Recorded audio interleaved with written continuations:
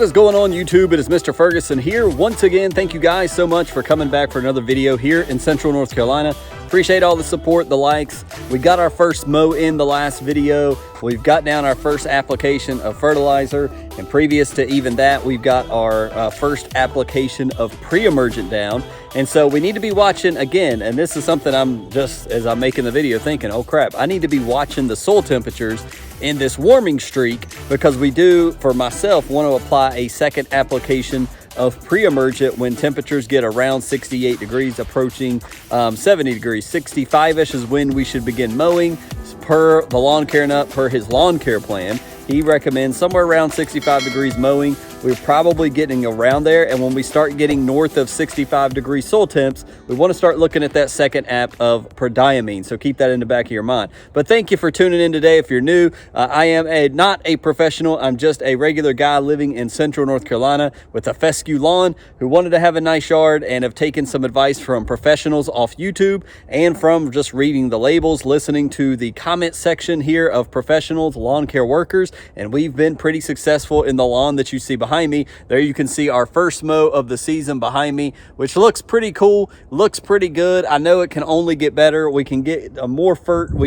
We've got plenty of room to put fert down. I did convert the amount of fertilizer I put down, and it's roughly about 0.5 pounds. So I put about half a pound of N down of the ammonium sulfate. I'm going to be doing another one here soon, some more ammonium sulfate, and that's because of our pH levels. So I've got a couple things today that I want to throw down because we're expected rain tonight, early in the morning into Saturday. 70% of chance of rain tomorrow. It's likely going to rain. There's two products that I want to get down to get washed into my soil, in addition to all the seed I've been telling you guys about, where we've been pulling up Poa triv, like over here behind me. You may not be able to see it well, but here, it's hard to do it on camera. Over here, you can see these spots in my lawn. I've got potting soil mixed in with triple threat fescue seed. It's not ideal to seed, but remember, since I'm removing plant, I'm breaking my pre-emergent barrier, and I'm able to put fescue seed in place of that. So that is why I'm hoping this seed will pop up and fill in the holes as spring promotes, and mowing thickens our lawn, promotes a lot of growth. So I'm gonna bring the two products out here, turn the camera around. Let's talk about the two products. I could make two videos out of it, but I'm putting them both down today. So let's talk about the two products I'm putting down and why the heck am I doing it. So before we reveal the products that we're going to put down here in the lawn, number one, don't it stink when you do a mow and it looks pretty decent? Now you got to run your spreader or your spreader for granular products through a nice, striped lawn, but it'll be okay. I did want to mention, here's Miss Ferguson's, let me get out of the shadow. This is Miss Ferguson's cucumbers, I believe she told me last night. They're in the pots, and I'm letting it get a little sunlight. And man, I swear, they were all laying down, and as soon as I brought them out here, it's like they perked right up. So we do have some growth. As you see on these bad boys right here, she's got things going on. We got a little lamp on the inside we've been putting on them during the evening to try to promote growth. So they're all coming along. So just want to give you that quick little update on the edibles. All right, product number one.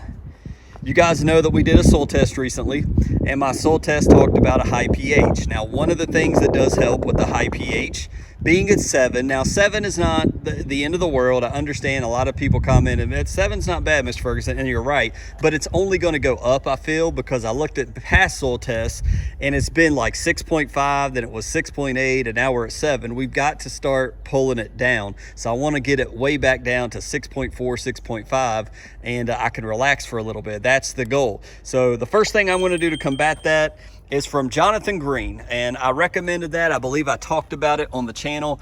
Maybe I've talked about it. I know I did a Reddit post about it, but this is from Jonathan Green, and you can see it's great lawns only happen with proper soil pH. And down here at the bottom it says helps with lower soil pH. Now, this is exactly right. They even put this on the bag. So if you're any confused, 6.2 to 7, I'm at the high 7.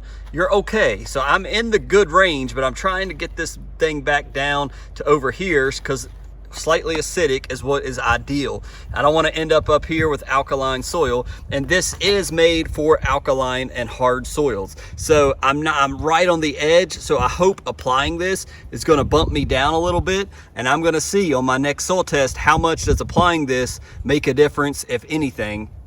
It increases our porosity of soils, loosens hard soils, and lowers pH. That's pretty much the benefit of this product. And I've got 2 of them because they only cover 5,000 square feet. I will just do a heavy app with probably both of these.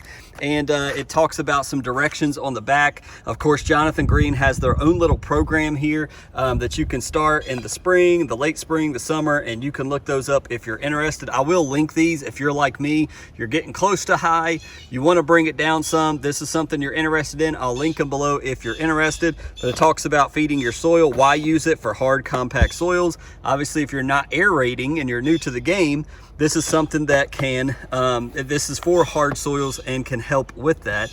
Apply any time of the year, so we're good to go there. And then it talks about for established lawns, apply 1 bag per 5,000 square feet using the spreader settings. And it talks about the spreader settings down here, Scott's 1 to 1.5, so we're good there. So pretty much, this is one thing I'm going to be applying to try to help work on the pH. I'm not scrambling to get it down.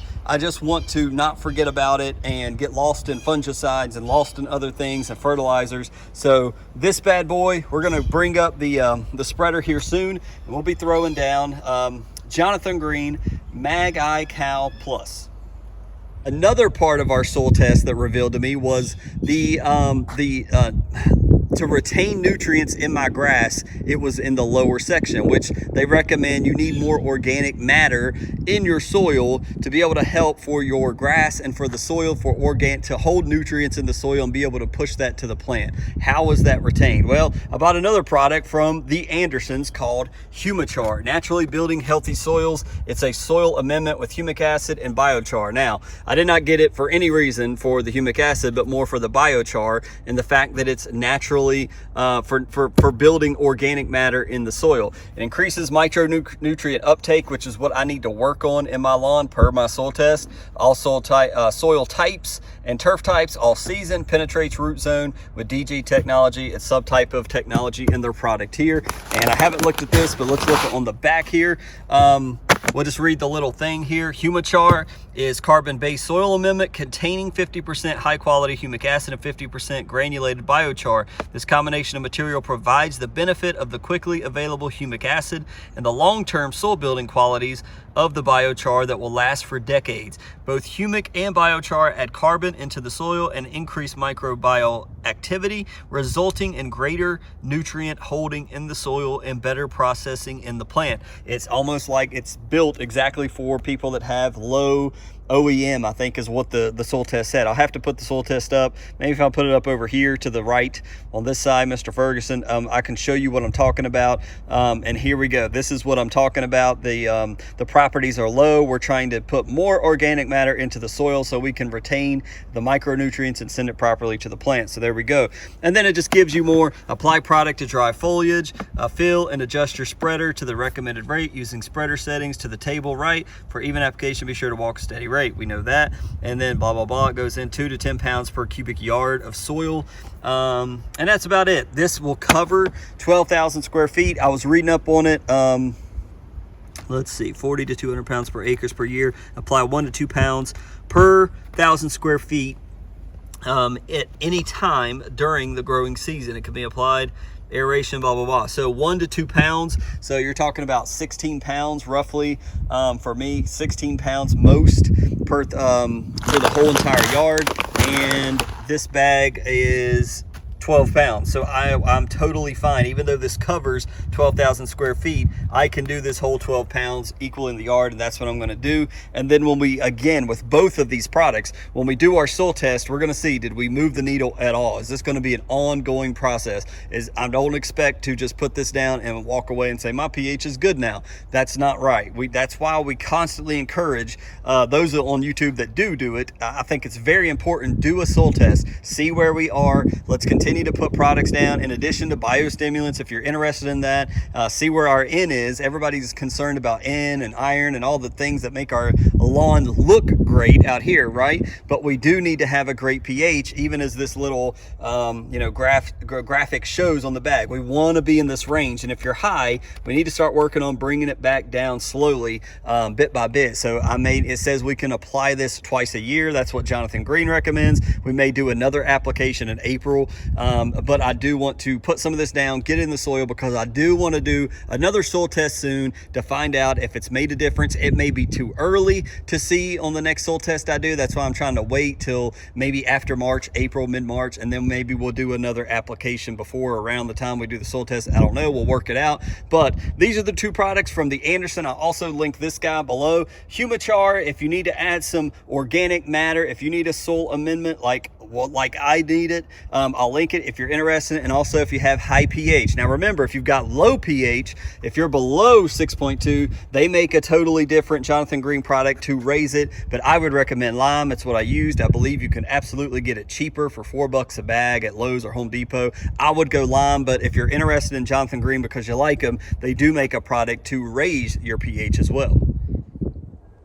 So everybody, that'll do it for me for this Monday. I thank you for tuning in. I am going to get out here and do the deed. I won't bore you with watching me push this thing around my lawn. It's not fun. I'm actually super sore from mowing yesterday, from pulling weeds, and then I went and played golf with my dad and a buddy from our church, and I was just going all day yesterday, and I'm not used to that, so I am sore in my legs. I'm not looking forward to pushing all this product down, but I want to catch that natural rain and get it into the soil and get it doing its thing in my lawn. So thank you for tuning in to check out this video. I hope you have a fantastic week. Thank you for tuning in. Hit the like button. Make sure you share, tell your buddies, comment below what your thoughts are. If you've used these products before, let me know. By all means, you guys know I'm not an expert. I'm not a professional. Let me know what your thoughts are on them and maybe how long it takes to seep into the soil and begin to work and see a difference in your lawn. It may not be visual, but in your soil test, let me know those comments down below. Thank you for tuning in. We'll check you out on the next lawn care video from Central North Carolina. God bless.